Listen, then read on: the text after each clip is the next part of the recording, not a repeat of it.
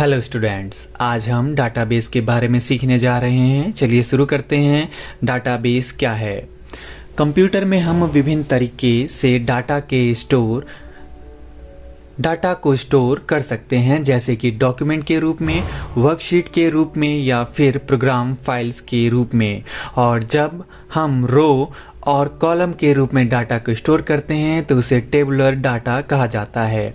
एक या एक से अधिक टेबल को एक फाइल के रूप में स्टोर करते हैं तो वह डाटाबेस कहलाता है। इस तरह के डाटाबेस एक सूचना का समूह होता है जिसे इस तरह से गठित किया जाता है कि उसमें जितने भी सूचना उपस्थित रहते हैं उन सभी को आसानी से बदला जा सके, जब दरकार हो सूचना को आसानी से इस्तेमाल किया जा सके और उसका प्रबंधन आसानी से किया जा सके। डाटाबेस को समझने से पहले यह जानना जरूरी है कि डेटा क्या है। डेटा किसी भी इंफॉर्मेशन का एक छोटा सा हिस्सा होता है।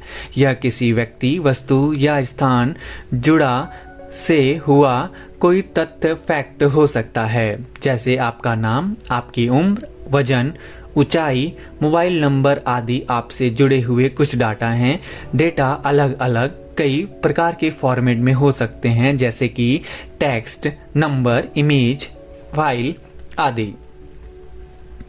जब इन्हीं डेटा को किसी विशेष फॉर्म में प्रोसेसर किया जाता है तो वह इंफॉर्मेशन बन जाता है। डाटाबेस में टेबल निम्नलिखित चीज़ों को लेकर बनाया जाता है: एंटिटी, एट्रीब्यूट, फील्ड, रिकॉर्ड। एक डेटाबेस में एक से अधिक टेबल होते हैं।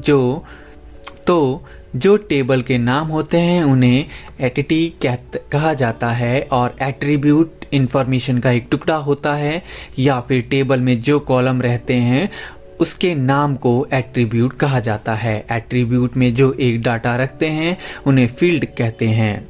फील्ड के कंप्लीट सेट को रिकॉर्ड बोला जाता है।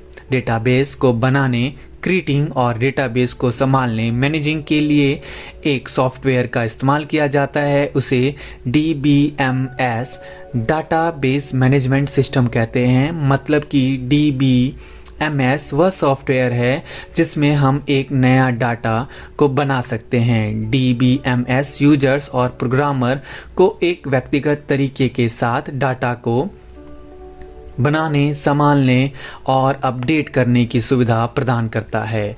कुछ प्रमुख डाटाबेस मैनेजमेंट सिस्टम के नाम हैं: FoxPro, Oracle, MySQL, MS Access। धन्यवाद।